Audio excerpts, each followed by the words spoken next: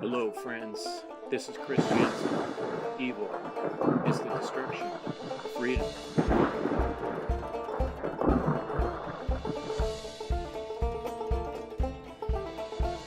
wanted to draw your attention to a couple great things you can check out when you're done watching this show. Pop on over to Twitch and check out Brandon Spencer's 24-hour, 24/7 live stream coming at you with truth, freedom, natural law, all the time, every day. Also want to bring your attention to Mondays. You can check out my good friend Crip Rick on Revolution Radio at 6 p.m. Eastern, 3 p.m. Pacific. And now, I have a great show for you. Thanks for joining me.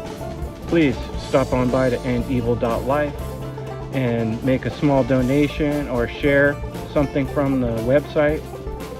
Subscribe to the channels and enjoy the show.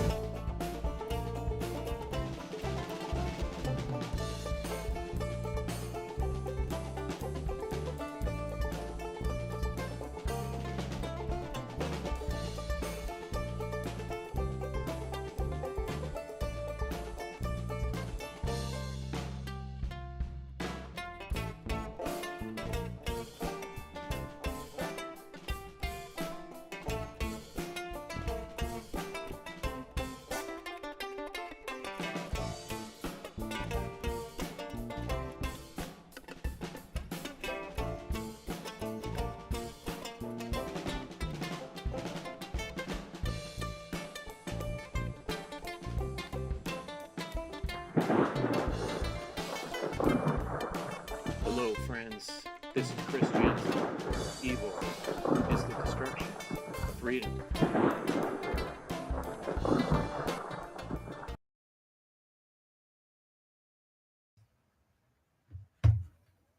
Hello, friends. Welcome.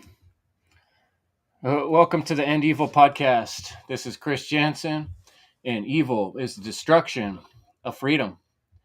We got kind of a hybrid show today. It's going to be a live presentation. I have a pre-recorded presentation that I'm going to play for you folks that I'm going to start in just a minute here. And we're going to watch that for about a little less than 30 minutes. And then I'm going to come on live. And I got Jerry with me in the studio tonight. And we're going to talk about what does it mean to be a Good Samaritan? And this is a part of a longer series we've been working on about studying symbolism on symbology.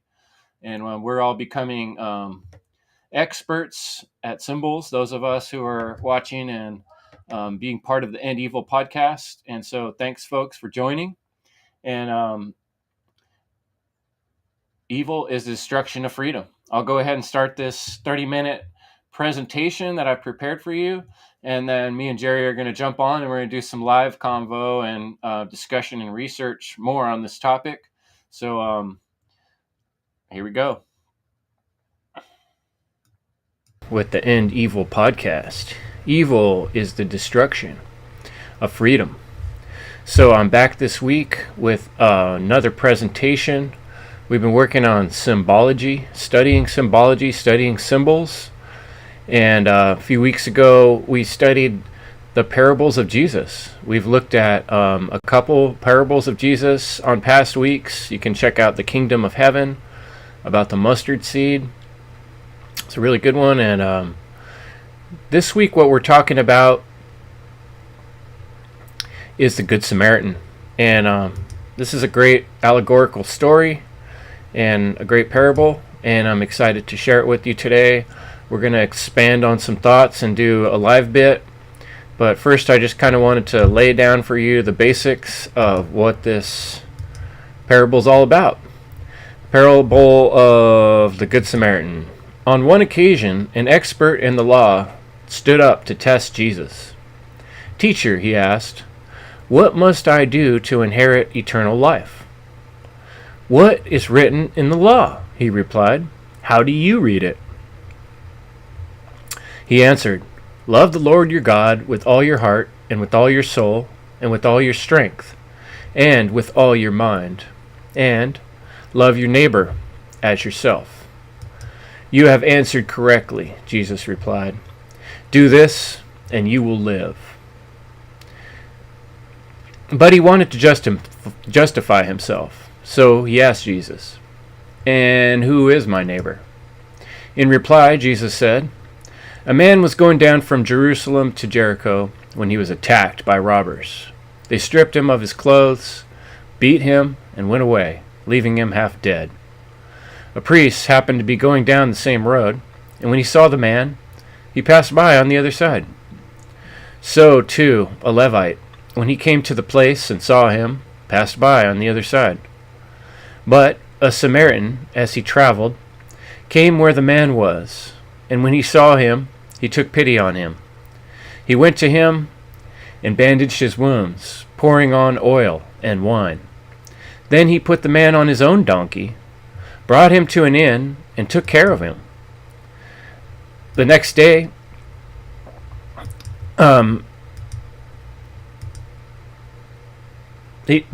he took out 2 denarii and gave them to the innkeeper. Look after him, he said, and when I return, I will reimburse you for any extra expense that you may have. Now, which of these 3 do you think was a neighbor to the man who fell into the hands of the robbers?" The expert in the law replied, "The one who had mercy on him." And Jesus told him, "Go and do likewise." So, it's a great allegorical story, and I like it because it's all about taking action. You know, the first 2 religious people, he purposely called them a Levite and a priest to give you the impression that these people were supposed to be holy men. And they both just walked by this naked, beaten man who needed help and left him for dead. And they were just like thinking it wasn't their job, somebody else's job. And I really like this story because it's all about taking responsibility, and it's about what it means to be human. Instead of many religious, where one of the places religions go wrong, from my interpretation, is that often there's this idea that you don't have to be personally responsible, you just give everything up to God. But that winds up being like a way of getting out of doing things for a lot of people. And the story, if you really look at what it's saying, it's about taking accountability, and it's pointing out that every single person is responsible. The first person to come along to a problem is the person that should be dealing with it. So the neighbor was the one that made that correct choice. It brought up in my mind the concept of the Samaritan, and I did some research on Samaritans, and it's a very interesting thing that in that ancient times, apparently the Samaritans were not kind at all to Jesus, and they were adversarial towards the Jewish people, apparently, according to some sources I found on the internet.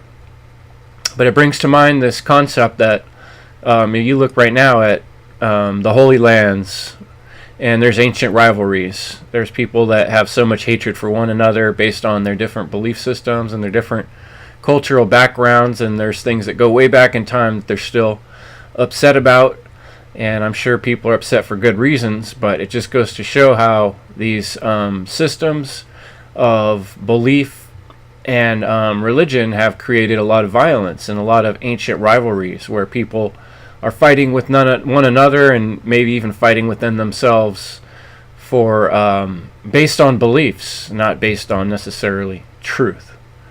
But the important concept of the story here is the big question: what does it mean to be a neighbor? And we're going to look a little bit at the derivation and the meaning of the word neighbor, but it basically, for all intents and purposes, means someone that lives near you, a dweller nearby. And so, how are we supposed to live in this world is really the question, because we're always going to be living around or near some other people. And so what does that mean? And I'm suggesting that it means that we have to take responsibility for each and every person around us. And it doesn't matter if you're a Levite or a Samaritan or a Jew or whatever you are. It's your responsibility to deal with and to care for people. And people are valuable whoever they are, wherever they are, and whatever their race, color, creed is.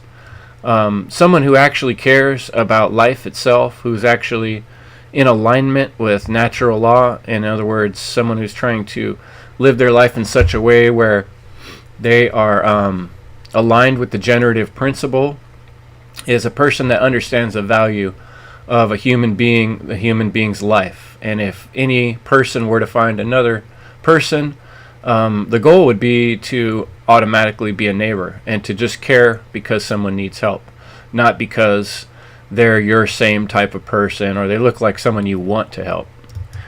And so I think this brought to mind this idea of confidence versus humility. Oftentimes we see people in positions of authority or religious authority, people in certain positions of power or a place where a lot of people look up to them. They tend to get this hubris, this confidence that they know better than others. And I think that can be a good thing in some ways because, you know, when you want to go to someone for help or to get some advice, you want someone who's confident. But what happens when that person becomes revered as a holy person or looked at as more than just your average person? They lose that humility that they could be the person on the side of the road beaten and bloody, and that that could be any of us.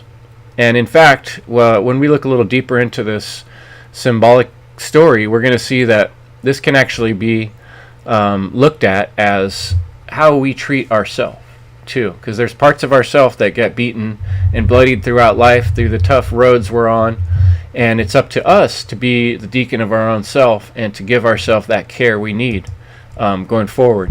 So there's many levels, as we've talked about in the past, of how we can look at these parables. We can look at them on societal level, we can look on them on a personal level, or we could look on them as a community, you know, or the whole world. But, you know, one of the themes we're always going to see when we're talking about natural law in the modern day and morality and symbolism is a problem with authority. One thing I tied together, I was thinking about in this presentation is there was a big fight between the Jews and the Samaritans about the rebuilding of a temple. And I have somewhere the name of that temple written down.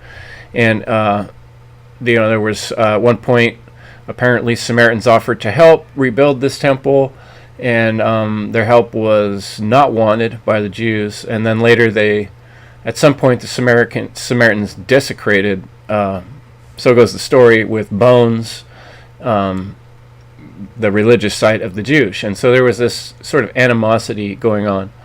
But it also occurred to me how many times they're building these castles, or these churches / castles up on top of a hill, and it's supposed to be this grandiose thing with this columns, and it's just like these huge stairways, and it's all to make you feel very small, so that the person who is standing at the head of the fancy building, you know, gets this extra respect because that's where they are in this position of authority. And flags, colors, fancy hats, all these different ways of making people seem bigger and better than just your average human being. And when that all comes down to the allegory of the parable, you see how Jesus is saying, you know, it doesn't matter who you are, what your stature is. Any of us can be this guy on the side of the road, or any of us could be the one walking by deciding to help or not help. But what is the progression that we see happen in the world? Well, in the world we see now, there's many cities that lots and lots of people. And you hear these stories of maybe someone getting, I remember a famous story in New York City, a woman getting raped on the side of the road, and all the cars, people in the cars just sitting there.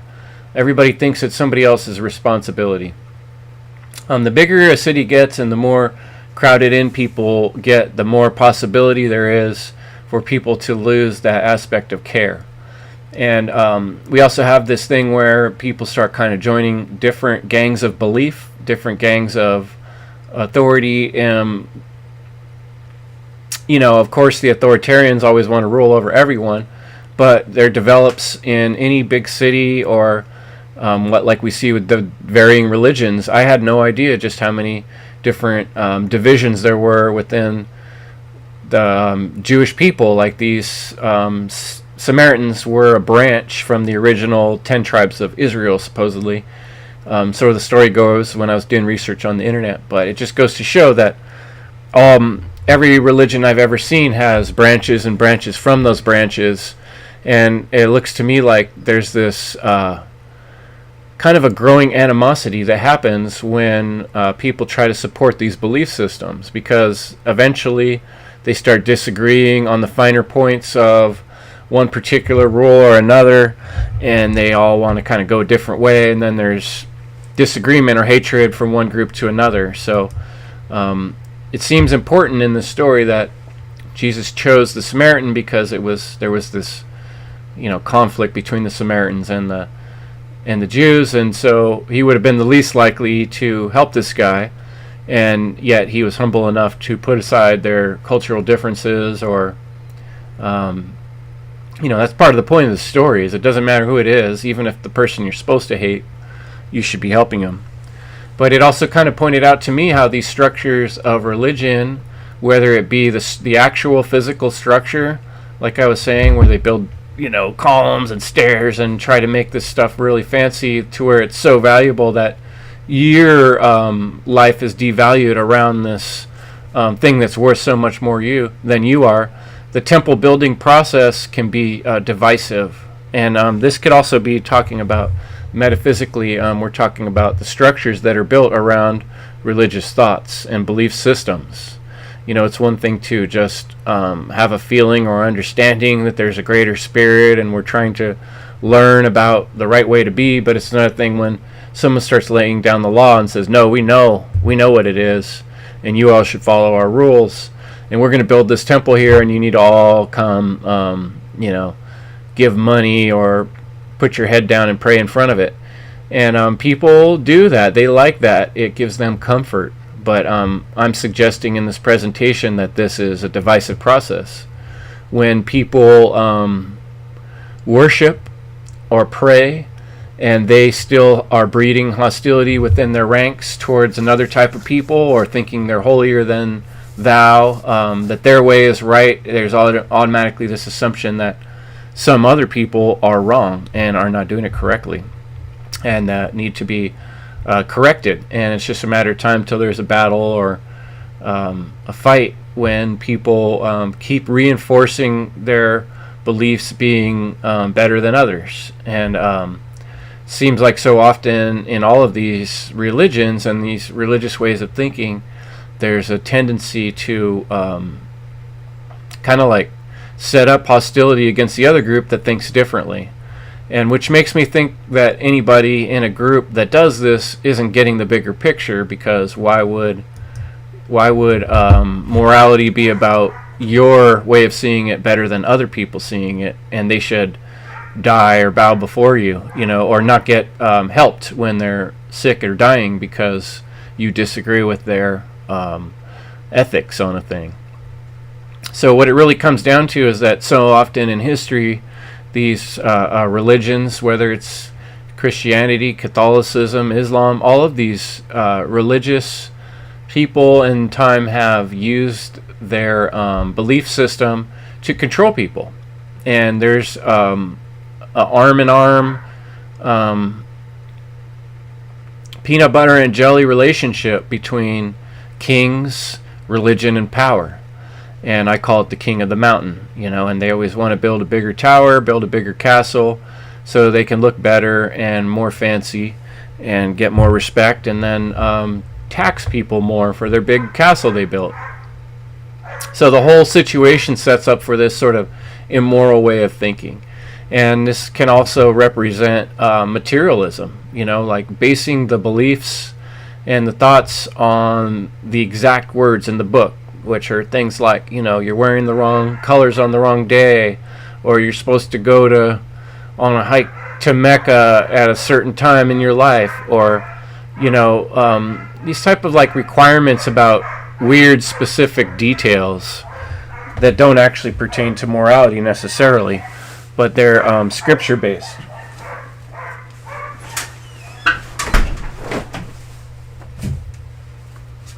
Over time, you would think that humans, through various religions, would start to see the commonalities in all different types of moral structures and try to base their decisions off common day-to-day, how to be a good neighbor type of thinking. But over and over in time in history, we see that instead it's this temple building, authority growing, warmongering type of situation that seems to develop. And we're trying to look at why is that? Why is that cyclical trauma that affects people for generations and generations, creating more wars, takeovers? Why were there robbers on the road in the first place? People that are hungry or desperate because some king or some ruler doesn't allow them to roam freely, or they can't farm, or they can't hunt in one area because it's owned by someone else. Not to say there's just thieves. Sometimes people become thieves, but I would even say most of these situations, the reason people are that desperate or that immoral is because their family before them faced the aftermath of some trauma. They were defeated, destroyed, made into slaves, beaten down into where they weren't accessing their higher processes in their mind, and then they treat other people the way they've been treated. So recognizing the cyclical trauma that affects us through the generations can help us to understand part of what was going on there in the story in the parable Jesus was telling. You got this long animosity between people, and you got people that will just do whatever they need to get rob someone's clothes or steal. So he's pointing out the importance of being neighborly. But we see over and over where these, whether it's the Levite or the priest, like I was saying, these people that run the religious structures often wind up basing their decisions and their groups more on their own ego and thinking they're so valuable. You can tell by the way they dress, like I said, the way they and I'm all for beautiful architecture, and I think it can be inspirational to have beautiful architecture and cathedrals and such. I'm not saying that's necessarily bad or evil, but I'm just kind of noticing this trend and how like the things we still see going on in the Middle East. Obviously people aren't making moral decisions. They're not being neighborly. There's people that are living right near them, and they're trying to find ways to bomb them or kill them or hate on them because they don't share the same views. And then, like I said, there's this cyclical history of violence between these different groups. Often many of them are the same, from the same area, so really have the same ethnicity in so many ways. And that gets often very confused. Like, people use the word anti-Semite or anti-Semitic, which, all Jews are also Semitic people. Semitic has to do with the Middle Eastern area and everybody from there. It's only become a slang term against Jews because certain people have taken it that way because their ego and getting triggered, and now that word means a particular thing that's not actually its definition if you look it up. So what does this mean for us as human beings? Just kind of symbolically think about yourself in a situation where you could be helping somebody, like the guy who got beaten. Are you too tied up in your own ego, thinking you're better than other people, or you're too good to do something to help another person? Or are you the kind of person that's going to help somebody out when they need it because you're a good neighbor? Ignorance. Ignorance truly is evil, and many people think if you don't just know about something, or you pretend you don't know about it, then you can just pretend it's not your problem. But the truth is, the universe, God, other people, life itself knows. And when you ignore problems, they just keep coming back. They keep showing up in different ways. They rear their ugly head and they come back and get you. So if you were to just be these guys who just walked by the person that needed your help, that person might never know, but deep down, and the Spirit knows. Your God, inside of you, the Great All knows. And whenever we don't take care of things right when they happen, that's how problems get worse, and they multiply, snowball, just like lying, one lie leads to another lie. And the more that people ignore problems, the more they allow problems to continue, which is much like the problem we have in the modern world of the subtle mind slavery and authoritarian systems of government that are enslaving all human beings by people continuing to ignore them and not see them as big as problems they really are. We're allowing them to get stronger and little by little defeat us and destroy us. So we don't want to ignore problems. The best way to deal with problems are to face them head on, and right when we see them, to just get in there. So what does it actually mean to love your neighbor? Is it all smiles and rainbows? This picture shows these guys like water sprouting from their hands. It's kind of silly, but realistically, the truth is that we can have good trade. We can have good relationships with neighbors. We can see different times and different places where people do get along quite well, and they have reciprocal relationships, and you don't want to damage the other person because they have something you need, and you don't want to be damaged yourself. So we can all drink from the same well, knowing that none of us want to poison the well, but we also all have to be somewhat willing to train in our own self-defense and how to work together when there is danger, because that's the big fear of everyone. Some outside force or some group is going to gain power and take us over, and without government or somebody else having responsibility for it, how are we going to deal with these situations?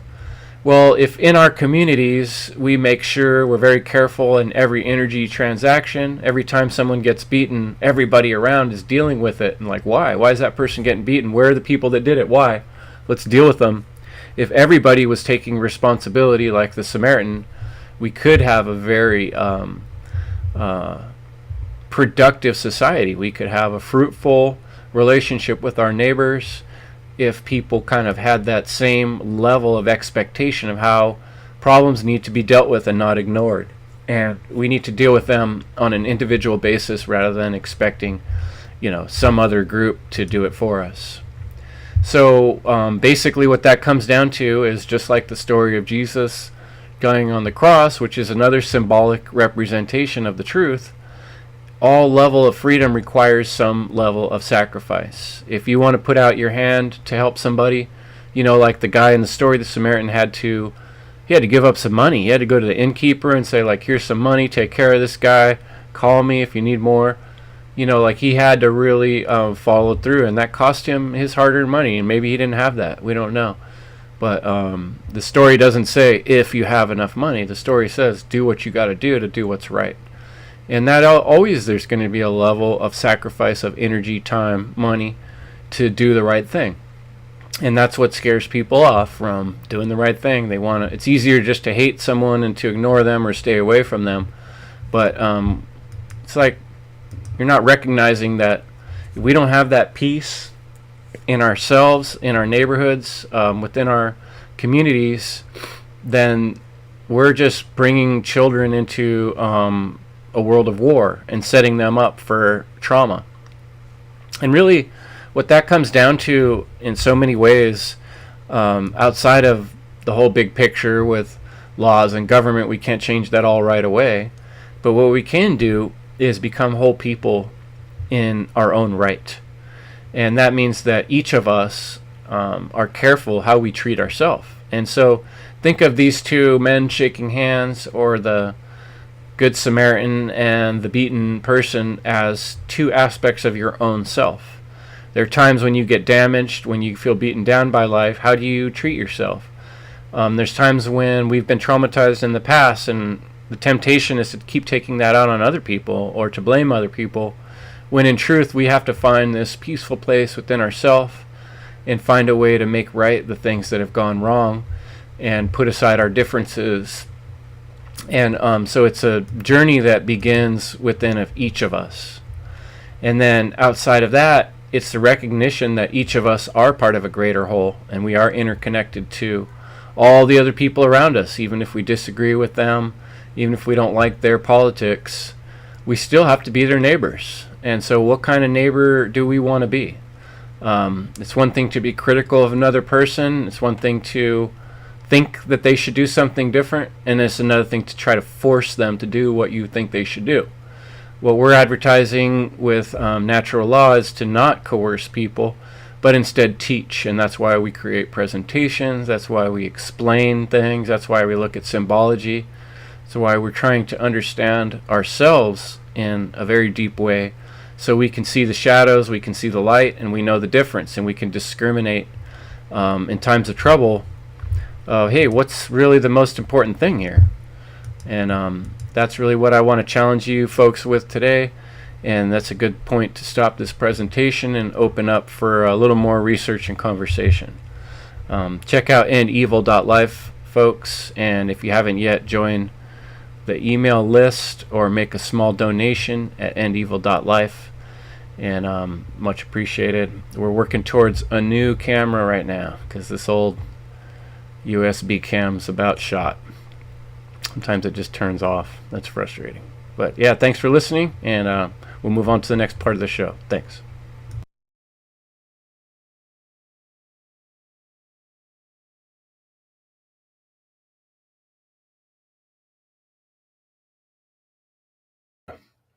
And I'm back. And I got with me today in the studio my man Jerry. Thanks for joining me, Jerry. How you doing Hello, today? hello. Yeah. Very.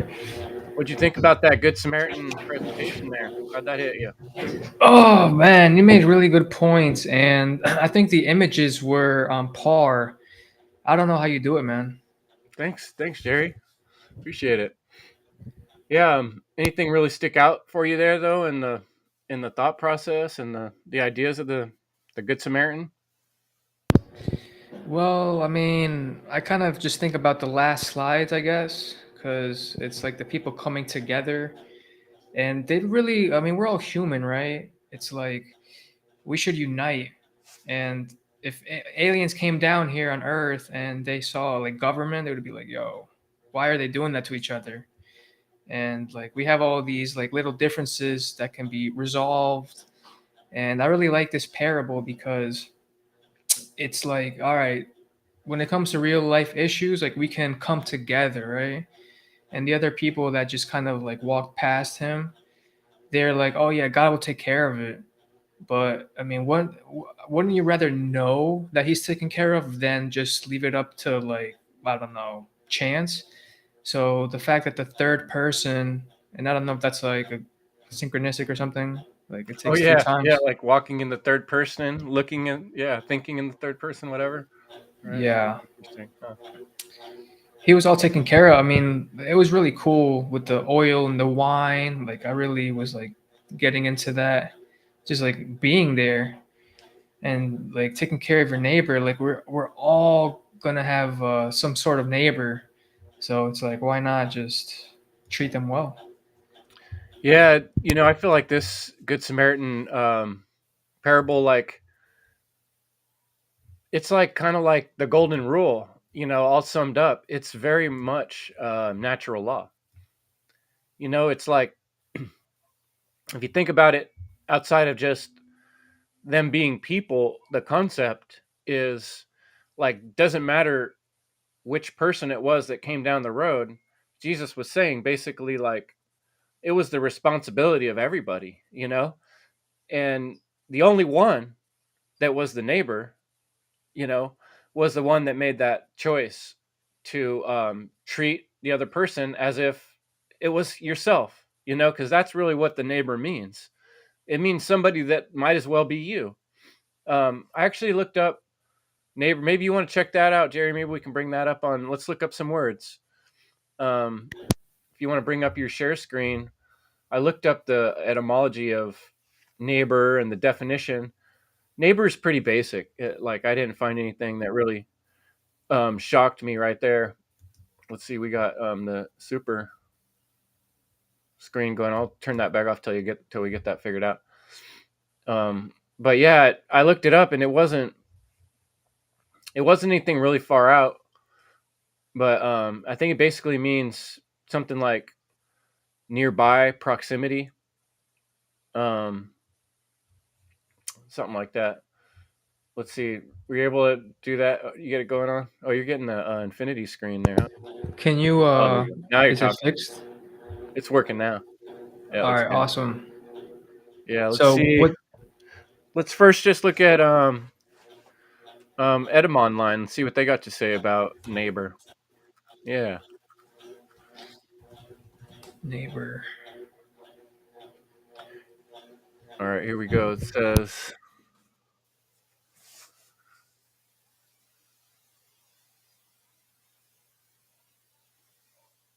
near basically is ni, which Neigh, near, and a dweller. Bur is a dwelling. So it's just all it means is a near dweller. Um, so what that means to me, like when you think about it symbolically, is that it might as well be you. You know, it's a reflection of yourself. Leslie says, seeing yourself from the third person perspective is a way of witnessing yourself. That is essential for knowing oneself, and that can help build compassion and empathy for yourself and others. Well said, Leslie. And Leslie or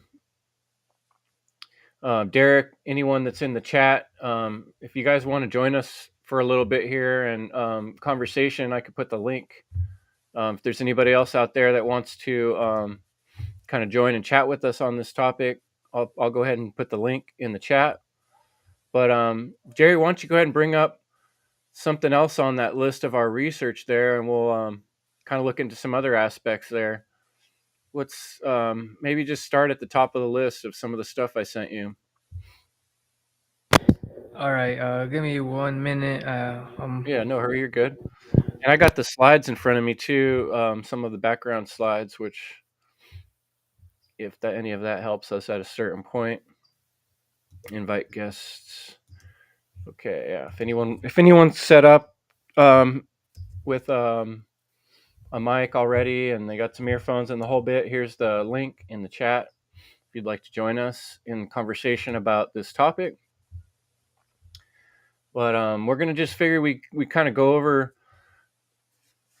some of the research that I did in the week leading up to this presentation.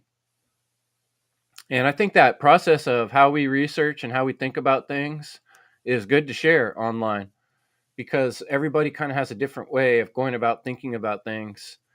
And I think this process of kind of taking apart all the pieces of a story and regurgitating it and re-looking at it can be very educational. I've learned a lot from that process myself. It looks like we got Derek joining us here too. Cool. What's up, Derek? Thanks for joining us.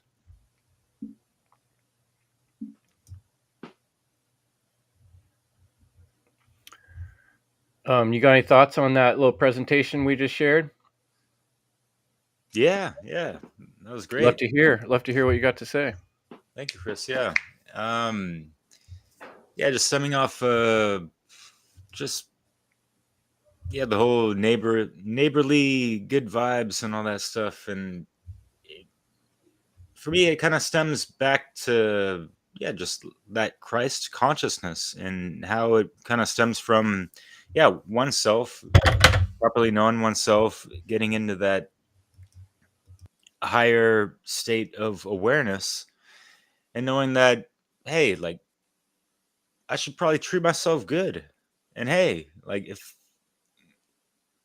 that could be extended to other people and that has like a positive rippling effect and all that good stuff, you know? And like Jerry would mentioned, that was really cool. I was actually doing a live stream. Was trying to cut that shit short. Oh yeah, I saw your live red stripe on there. Yeah.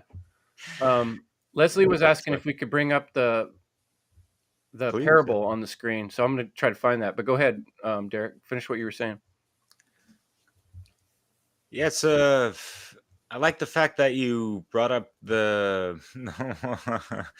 Yeah, you saw my comment with the whole anti-Semitic and all that stuff, and I try to be cute with it and say like, well, I'm just anti-pathetic because when you got the realize to realize the real lies of that kind of semantic way of, putting it, and how you've seen it in context of, people throwing it out just like anyone any day of the week these days in your recent years, of like, oh, that's racist, you're a bigot, you're a sexist, or whatever, you're anti-Semitic, for like the slightest thing that might go against their, bias, or, predisposed, belief systems, and all that jazz. And it sucks that these terms are watered down and they don't really get to the root of the etymology of them, right? And so, yeah, Chris, your whole series is great with the whole, just going over the symbology. This is really 101 for a lot of people. And, myself included, we all need this to keep it in the forefront, because these are, yeah, subversive measures that are used against us in so many ways throughout so many days, right? So many ways, so many days. Check this out. A little alignment I noticed too. We were in the Warriors. We were doing the thing about the zombies, and he left him half dead. Was the way the story goes, and it's very specific. It says it that way, and it just occurred to me that could, you know, potentially have a deeper meaning. That if we don't, instead of thinking of, this is the way I like to use these parables. It doesn't always have to be about people outside of us. The parable itself could be describing dynamics happening inside of us, like I called our kingdom of heaven, right? And what that could mean is there's parts of us inside of us where we get damaged by our own, the part of ourself that takes away, like, that part of our mind that is always like talking smack, says like, oh, you're not good enough, you know, you should have done things better, right? Sometimes we get beat up and stripped by our personality inside of our own brain, right? And so then that's kind of how we end up half dead, you know, because we're stricken, right? We've been robbed of our personality, of our life energy, because, and in many ways, we're doing that to ourselves by submitting to the slavery of this world, by being part of these governmental gang systems that are immoral, and submitting, right? And we become, like we talked about in the zombie episodes, half dead. So we need to become that good Samaritan in our own self that recognizes this, sees it for the truth, that like, man, I'm in bad shape. I beat myself up, and I've let society beat me up psychologically. I've been beat down, and I need to like raise myself up and give myself some time to heal. And it's crazy to what extent too. He, oil and wine, he put this guy up in a room, paid for the next day. Like, he's not just saying care, he's saying go the extra mile. So I thought that was pretty cool. Um, Yeah, Jerry, I'll Nothing. let you go. You got anything about those zombies from, last episode? That was a great episode, by the way. I really enjoyed that. Yeah. Oh, looks like Leslie joined us. Cool. Let's bring her on camera. It didn't make that. Normally, it makes this little noise to let me know. No, I was in there for a while. I'm sorry. It's okay. No, Yeah, I Thanks know for that joining noise, us. Chris. Yo, Leslie. hey, good to see you. Yeah, you too. Yeah. All y'all, man. Love it. Yeah, I was thinking about this Hey, parable Jerry. a bit. Is it okay if I kind of come back to that? Absolutely, yeah. That's what I'd Yeah. love to hear your thoughts. I was looking back at the parable itself, and it talks about loving the Lord with all your heart, your soul, and your strength and mind, right? So it's like this unity and alignment and of loving the Lord, right? But then immediately after, it's like love yourself or love your neighbor as yourself.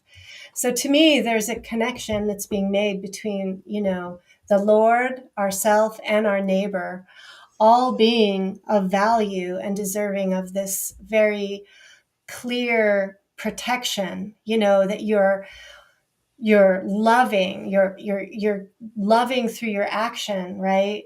With your strength and your heart your soul.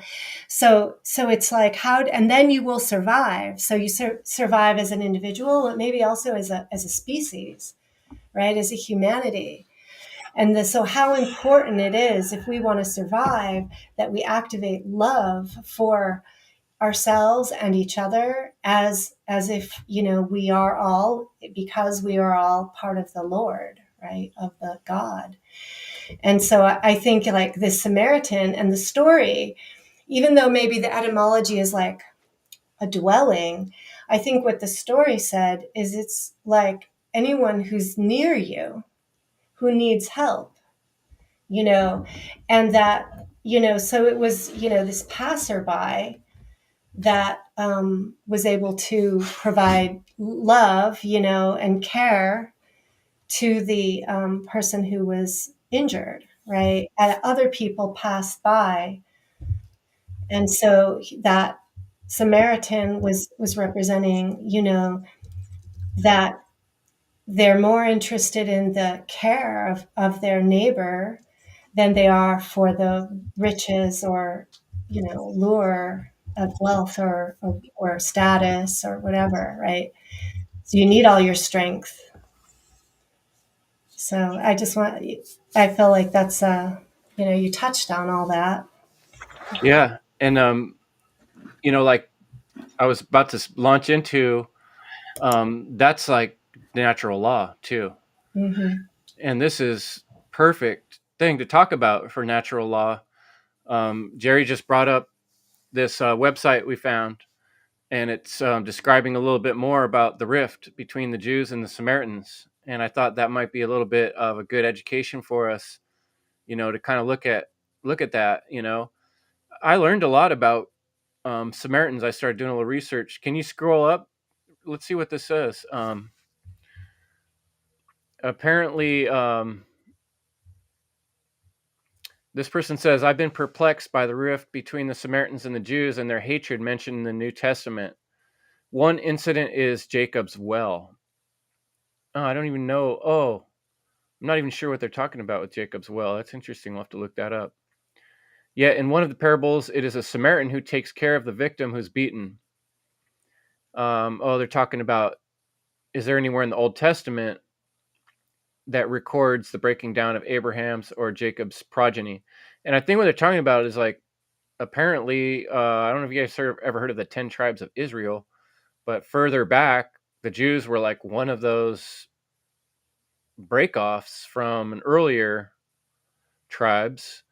And somewhere in there, these Samaritans fit in.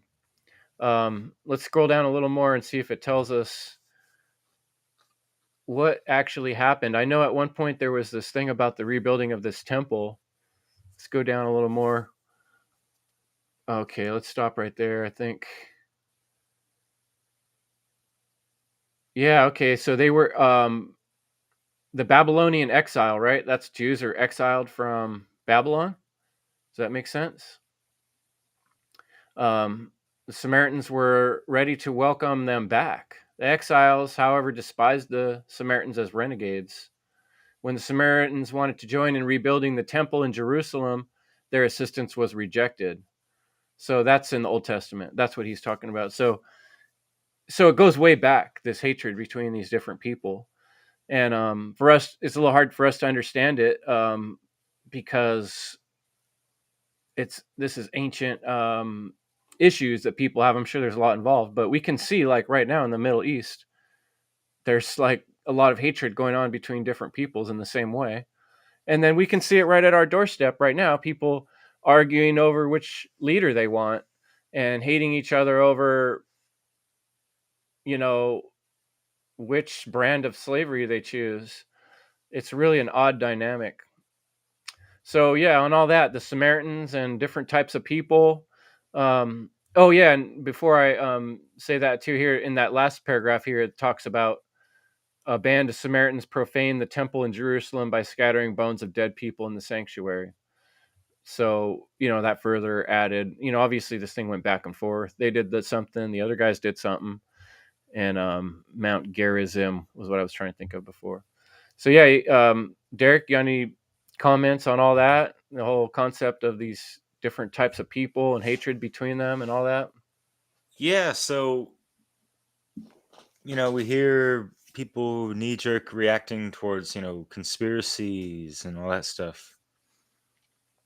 And I'm thinking about, I appreciate and love the way you kind of read things and all that. What came to mind was, just like trying to travel back in time and kind of try to observe like what was really going on back then, and like throughout the years of these ancient tribes and this and that, whoever broke off and this and that, and whoever took record of these things, whether it be word of mouth and all that stuff, especially if they didn't have papyrus or whatever scrolls documentation to write things on. That wasn't the most common thing. At what are we talking about? Are we talking about BC or what? I'm not familiar with the time frame of the Babylonian days, but I I think that's think that would be, yeah, because all the Old Testament's BC, right? Before right. Christ, Yeah. So right? I'm not too Yeah, no, you're search good. for that, but yeah, because yeah. Anyways, not like it's all archaic and not worth looking into at all. Like I'm not trying to discourage that, but has not been much of an interest to me. I'm more into that natty law and all that, right? Anyways, so yeah, so the word of mouth and all this stuff, passing all this stuff throughout the years, decades, centuries, and what have you. How much is lost in translation? How much is due to manipulation and obfuscation? And yeah, so if there was one person that, especially during the times where people were really caught up in dogmatic religious, mind think, whatever, especially the higher uppers, they're gonna be like, they come to this realization like, oh my god, like we did this, we gotta cover up our tracks on whatever and this and that. So there's got to be other people that breathed in on this idea to make it solidified throughout the ages. That's a conspiracy. Wow, big fucking deal. Like get over it and just like sift through the facts, through the fiction, and let's carry on and do better than and evolve. This 2024 going into 25. What's good with that real, true Christ consciousness that people can really activate within themselves outside of any religious doctrines. Absolutely. And I think that's part of the point of the story is why he chose this, and why it gets interesting to me. Start doing a little bit of research to get some background information is like, yeah, like the other parable we looked at with the mustard seed. The more you learned about the mustard seed and how things were going on at that time and where we're at in the world, it offers a lot more insight. Like why did Jesus only speak in parables? Like he was being very specific with this stuff. He was trying to make, a deeper point. And so you were asking about the dates. I guess there is controversy, it says in this article we just found. The origins of the Samaritans in the Hellenistic period, 6th century BC, when the Assyrians destroyed the northern kingdom of Israel. They exiled the upper crust of society. So, it's like I was saying, it goes back to who beat these guys up, and this goes on over and over. Like I was saying, the cyclical destruction of culture. One group comes along and says, no, no, no, this is the way we interpret the holy divine words. And that's where shit goes awry, is when people are trying to say, you need to believe this because we say it or else. And that's been happening all through time. And then now what do we see in the modern world today is the result of that. Like people having these schisms all through time, keeping the hostilities going, and they're still doing it. They're still arguing about dumb stuff. And what is the real major difference right now? If we had to explain it, why the wars are going on in the world, would any of us be able to really explain what is the actual problem other than people are idiots? I mean, I don't know. But people are not loving their neighbor as themselves, right? So, I mean, that's the very basic principle there. It's like see yourself in others.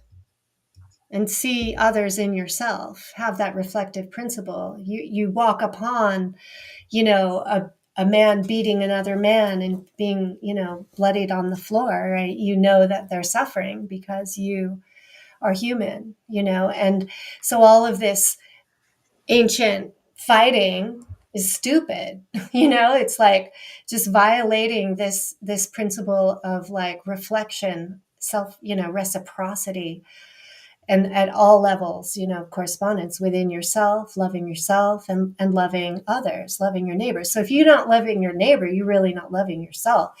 There's a schism, there's an injury, right? There's an injury.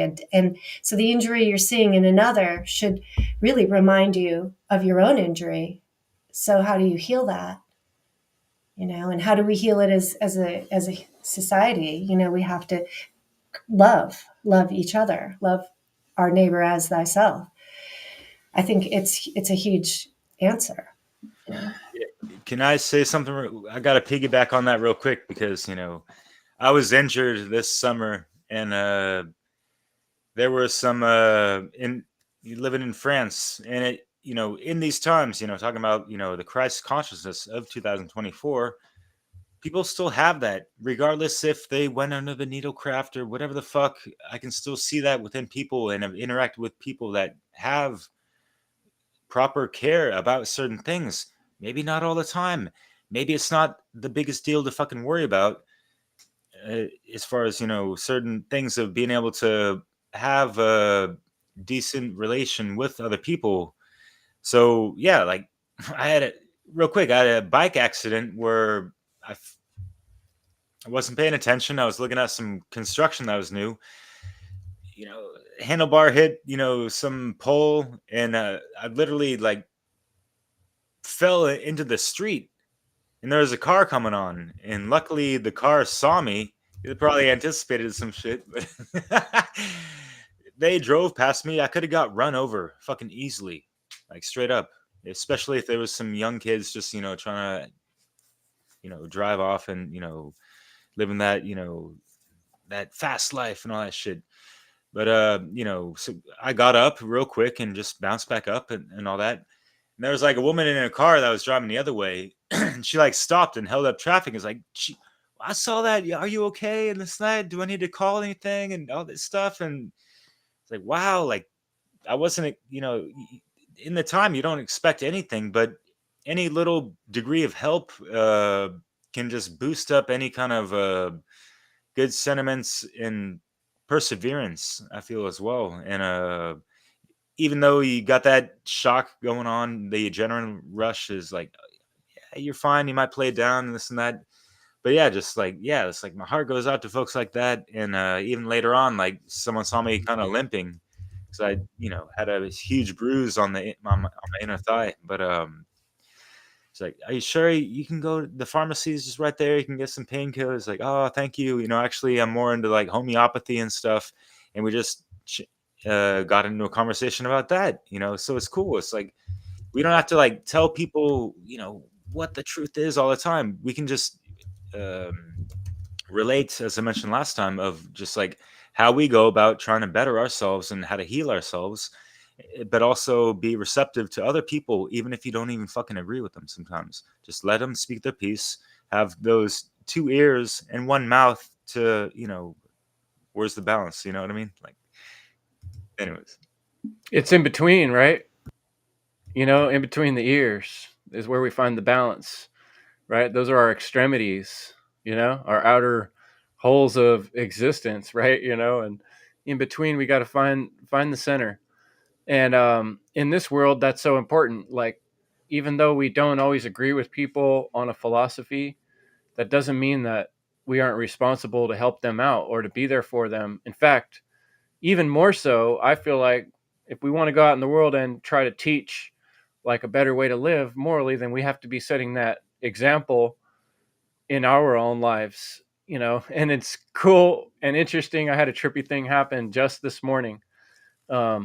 Yesterday I took the day off. I had a rough night. I didn't sleep good. I was having some allergy stuff yesterday and was kind of recuperating. And so this morning I get up, I'm going to work, And yesterday I had that chance to put together that presentation we just listened to. So it was on my mind. I was really thinking about on the way to work, the Good Samaritan, and what do I want to talk about tonight.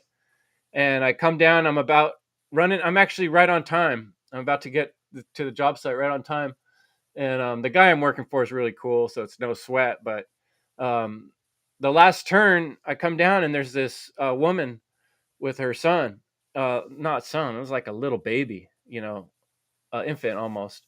And she's like waving at me. And so I pulled over, and this is out in the middle of nowhere on this country road where I work, out in the near Lake Shasta.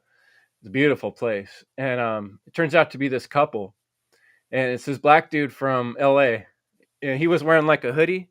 Like, part of me was thinking when I saw them, I don't know, man, these people, they might be a little bit ghetto. I was a little concerned, but she was saying, "Oh, we need help. We need someone with jumper cables."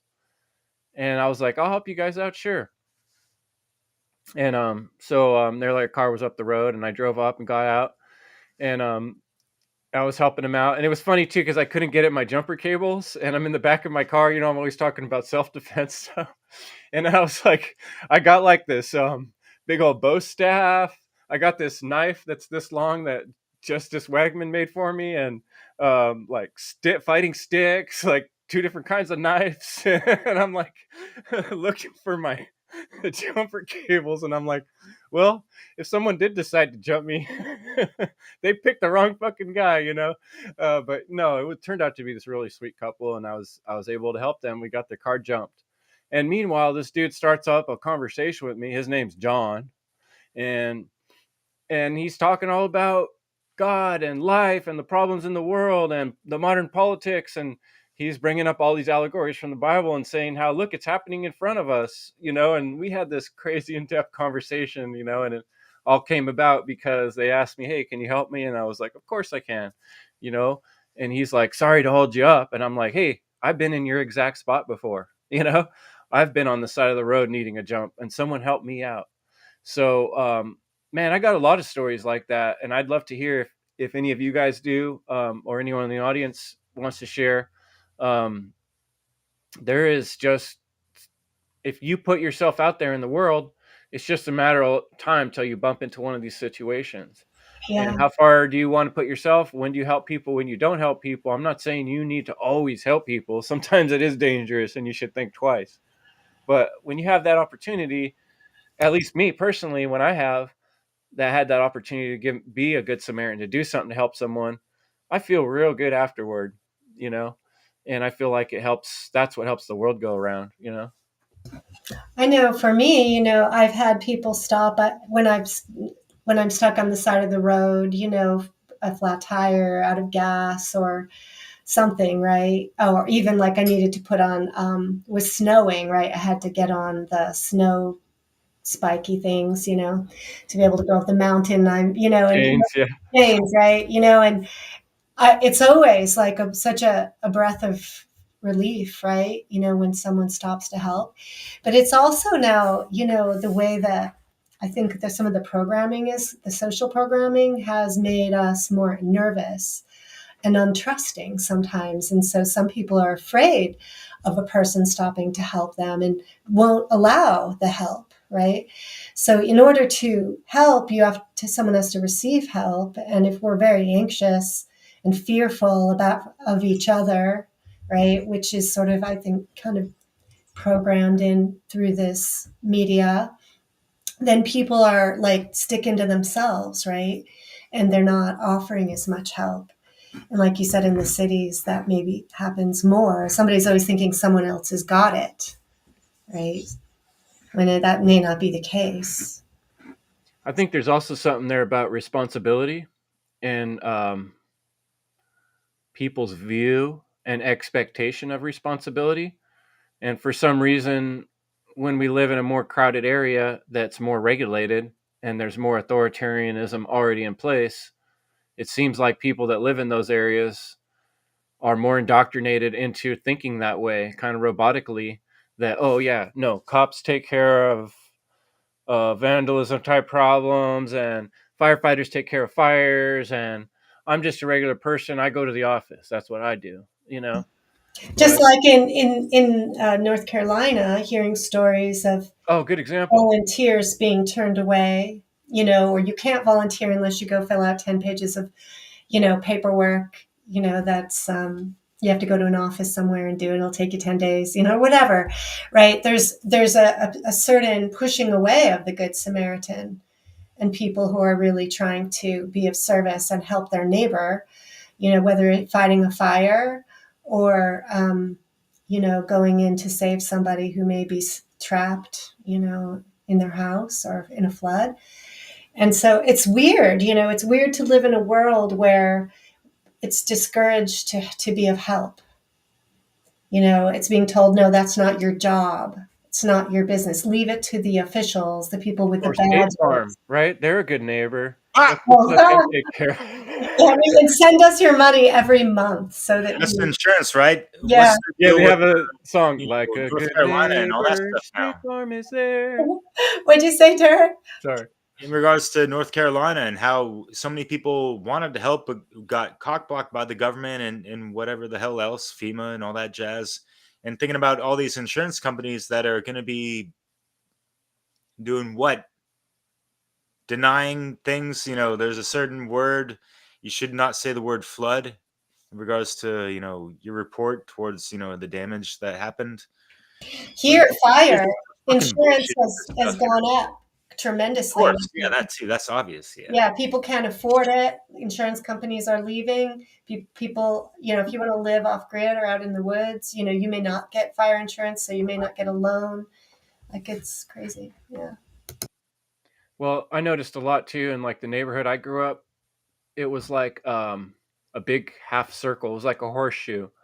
And when I was a kid, you go out there and it was like a circus. There was like kids on bikes, kids on trikes, kids on skateboards, kids on, every kind of rolling device you can imagine. All the people had to come in there and parked. It was super frustrating for the adults because we were out there playing soccer and basketball and whatever we were playing, beat up each other, pretend gang games, right?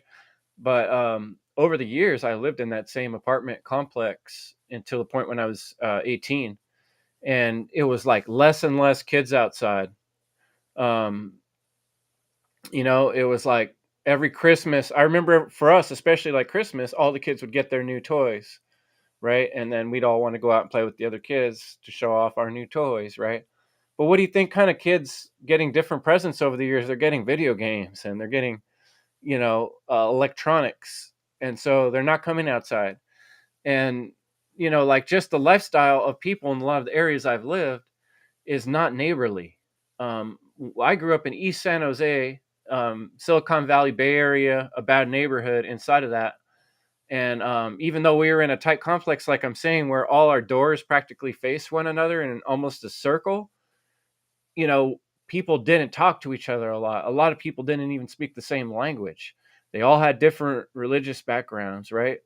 And so when I moved out when I was 18, I joined a volunteer service and I wound up in Pennsylvania. And in Western Pennsylvania, you talk to everybody. If you meet someone at the gas station, it's like, hey, how you doing? Hey, what's going on? Talk about the weather. You talk about whatever, even if they're, everywhere you go, you wave. Every time you pass somebody, you wave. And, like if you saw someone on the road, side of the road, working on their car, you would just pull over automatically. Like, hey, what's going on? You need help? No, I'm good. I got it. Okay. All right. Well, let me know if you need anything. Or call, let me talk.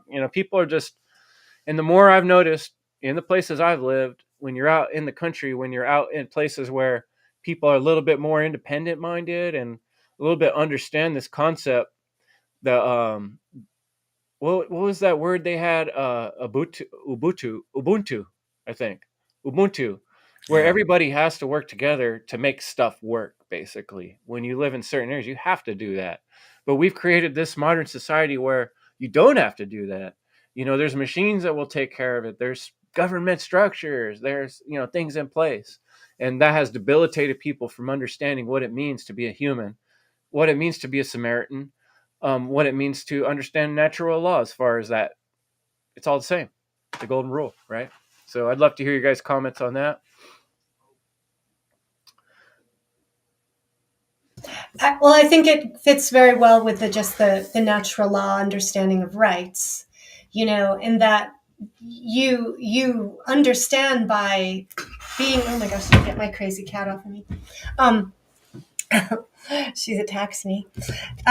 So if you are, you recognize through your ability to empathize, right, and love thyself and thy neighbor, right, you understand what's wrong, the things that are wrong, which are, murder and assault and theft and rape, trespass, coercion, and lying, right, because you have the sense of empathy developed through your ability to see yourself in third person, right? That's this concept of being able to pull back and look at yourself as if you're an outsider, and gaining the vision and being able to see patterns. And that's also part of, I think, being able to be a good Samaritan, is to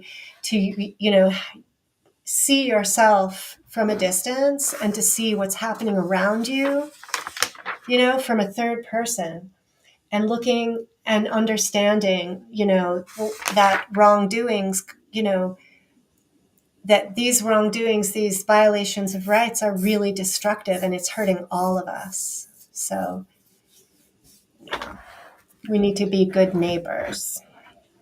Yeah, yeah, Chris, you brought up some fond memories, man. And it's quite emotional, and yeah, thinking about today, like I don't know how it is over there, but it seems kind of rare to see kids hanging out, playing in the streets when the moms and dads are calling out for dinner time on a fucking Tuesday afternoon, evening, Like, what happened? It just seems like we're so far removed from that. Yeah, like the video games and just everything online. All these kids, they want to be going viral and making little TikTok videos and all that stuff as if it's some kind of fucking life achievement, It's crazy, man. It's yeah, not at all like I remember from yesteryear, but we gotta work with what we got, I guess, right? So yeah, but I love that small town mentality type of care, or just that's so cliche to say. I'm sorry. I take that back. The whole small town, whatever the fuck.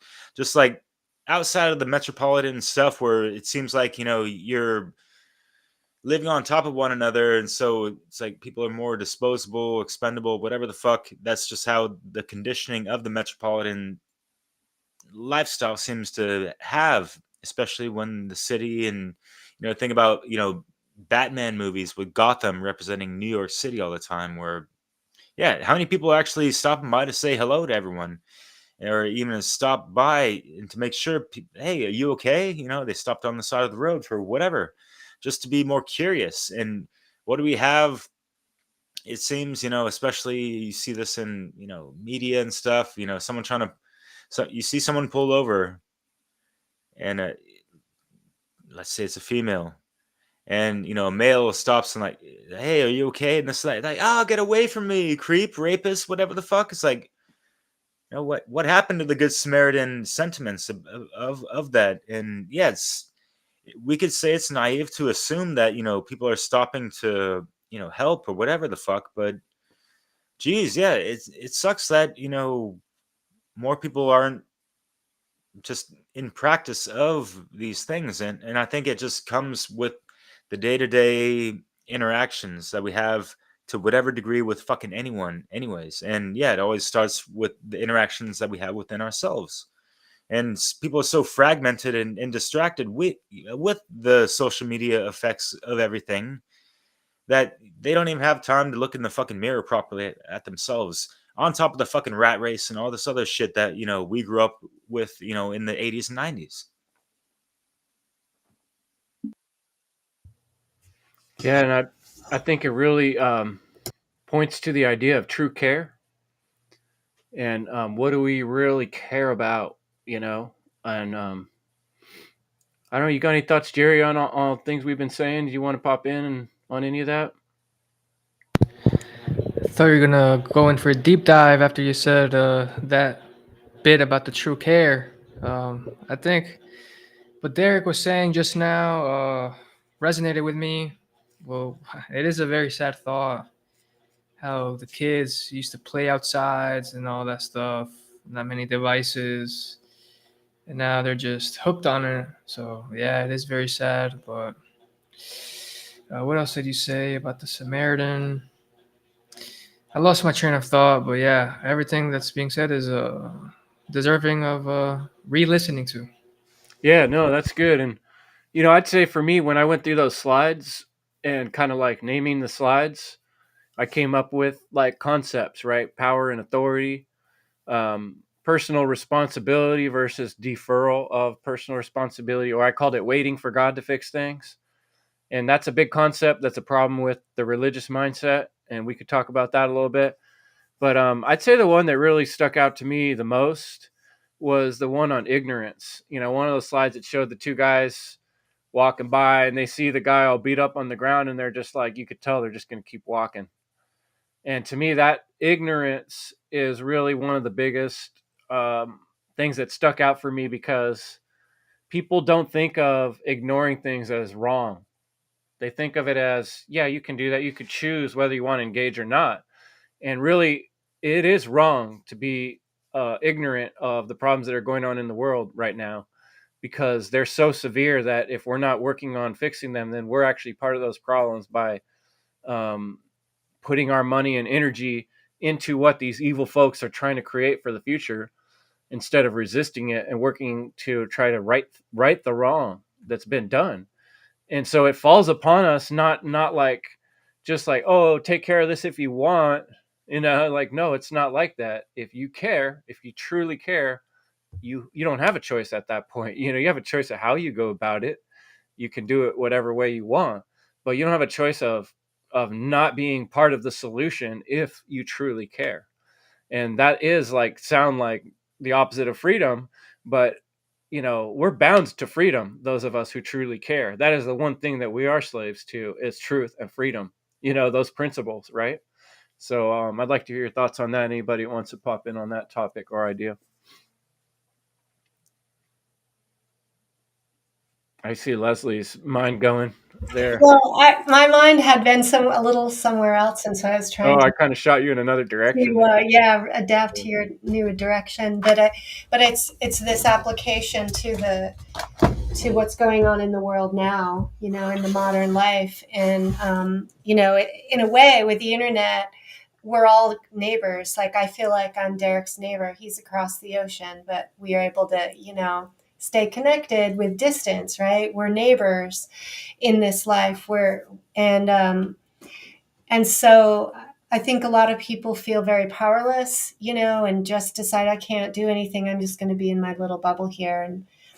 And I think you're raising this larger question around responsibility to the larger events in the world, and how can people be part of the solution instead of part of the problem by walking by, the bleeding guy on the ground, just ignoring it, And so, part of what you've talked about a lot, Chris, is doing the one great work. That's, a lot of us have heeded this call to speak out, to overcome our fears of our social fears, right? That maybe when get experience as a kid playing outside in these social situations live, we get a little exposure to bullies, and we have to stand up for ourselves, and we do this in real life. And if kids aren't out really doing that, or they're just doing it online, I think it leads to a little bit of a disability.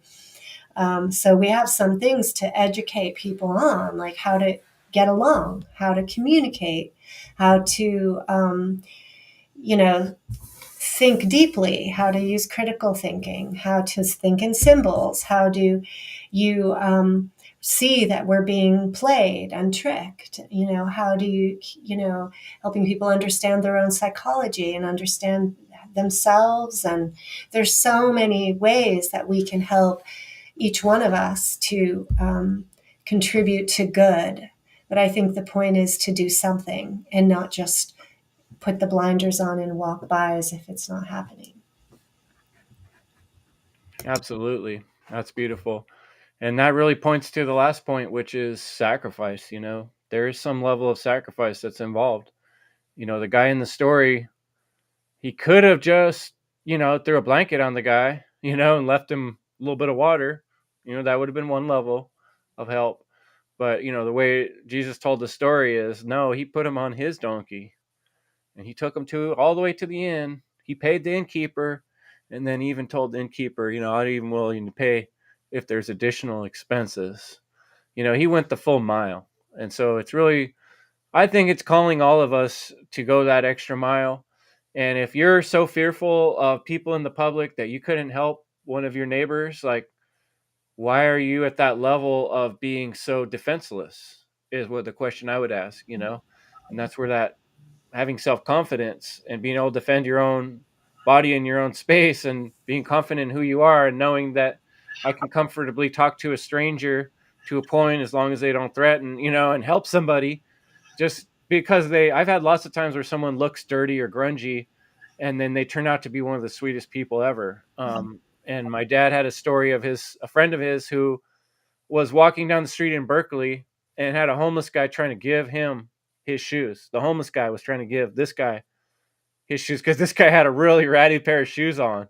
And the homeless guy's like, "Oh, I got some shoes that might fit you here." It's like, dude, you're homeless. You're trying to give me shoes, like that's the kind of people we want to be in this world that are showing that in public. And I think one way we can show that is by putting our time and energy, sacrificing our time and energy to try to get a good message out to the world to try to help others. And that's really where we're going with this teaching natural law thing, is just trying to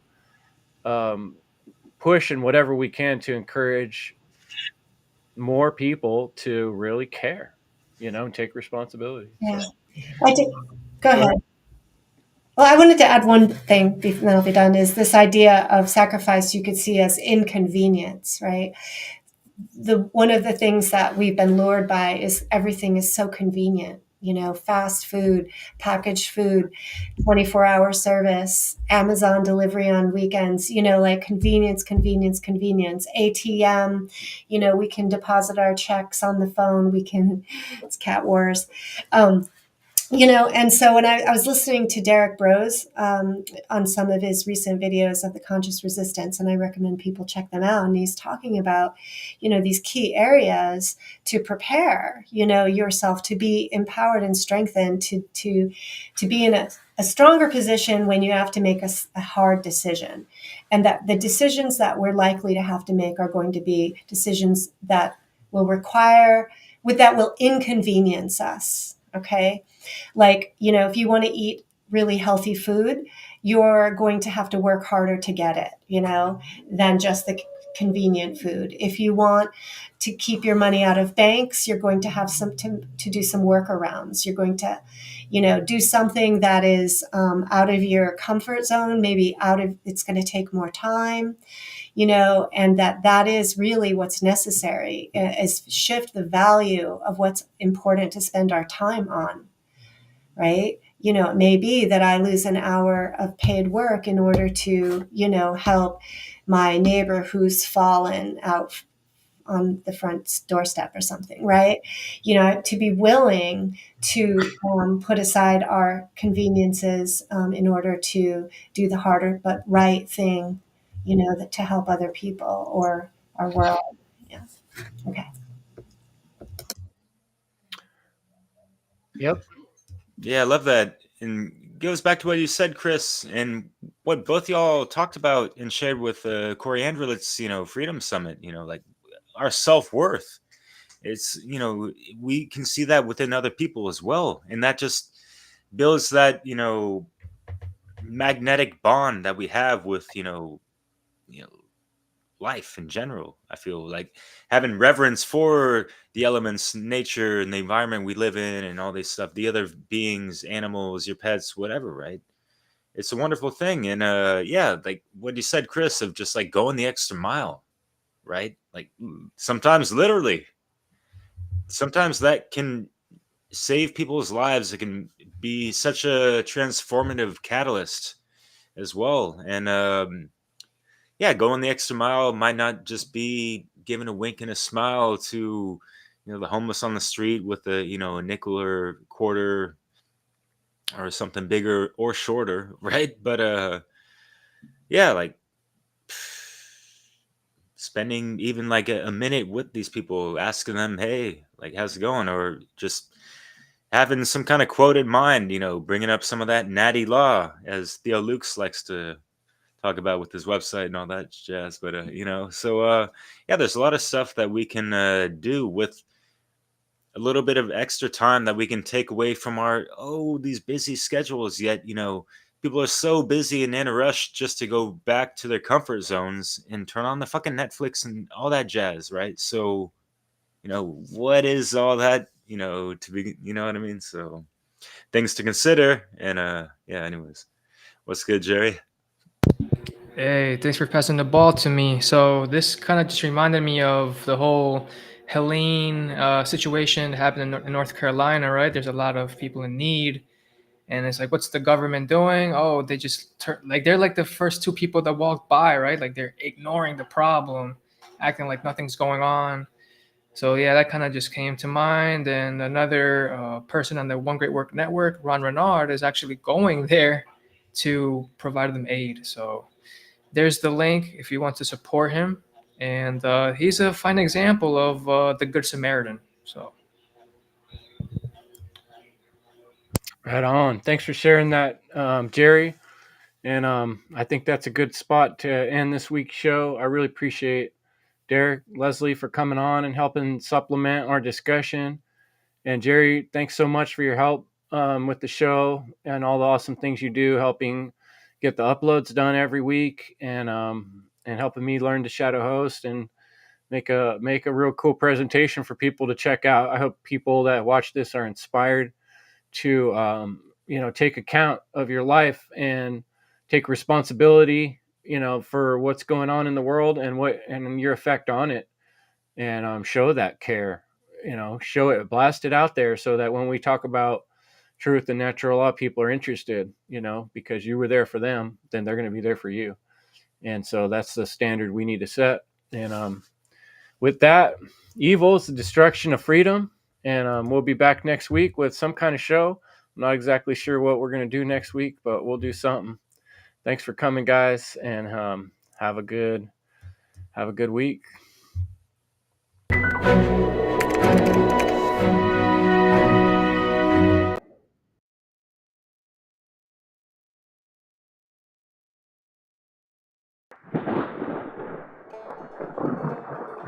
Hello, friends. This is Chris Jansen. Evil is the destruction of freedom.